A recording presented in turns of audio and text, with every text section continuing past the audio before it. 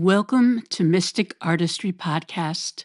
This is Susan, and this is a quiet space for reflection, for story, and for those moments when you just need something gentle to land in. You can listen closely or let the words simply be with you. Something stayed with me the other night. I couldn't sleep. My mind was just moving, not in a frantic way, just gently active. Thoughts, memories, little fragments rising and falling, and every now and then something would come forward and just stay. And one of those things was a memory I hadn't thought about in a very long time. I must have been very young. I don't even know if I was 3 yet. Someone had a tape recorder in my parents' house, and they recorded my voice. And I remember hearing it from across the room and being completely unsettled. It did not make sense to me. How could I be over there when I was standing here? There was something about that moment that felt like it shifted something. Not in a way I could understand, but in a way I could feel. Almost like my awareness separated just slightly. And there was something else that came with that. I didn't have words for it then. I barely have words for it now. But I remember feeling like I had come from somewhere else. Not in a dramatic way, not as a story, not something I questioned, just a quiet knowing, like this wasn't the first place I had been. And I didn't try to figure it out. I just felt it. And then, hearing my voice from across the room, it did something to that feeling. Because suddenly, there was a separation. If that voice is me, and I'm standing here, then what am I? Where am I located? Am I in my body? Or am I something else inside it? And of course, I didn't think those words at the time, but something in me felt the question. And then as I lay there the other night, my mind moved again to something else. I was 3 years old. I had my tonsils out. And I remember not understanding what was happening. I was calling for my parents, crying out for them, and something went wrong. I hemorrhaged. I broke blood vessels.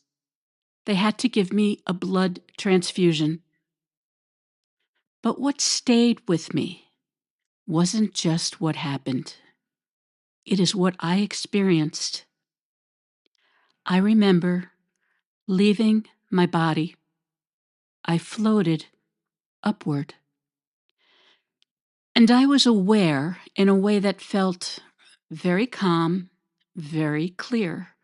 There wasn't panic, not in the way you might expect. There was just awareness.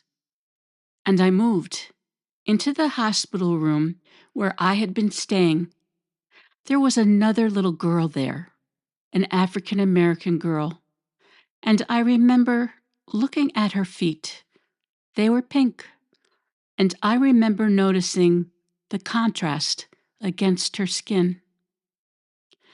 It was so specific, so clear, and then I was back in my body. And what's been sitting with me is this.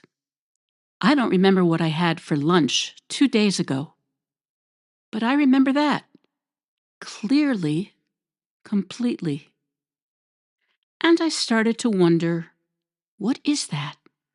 What is it about certain moments that they don't fade?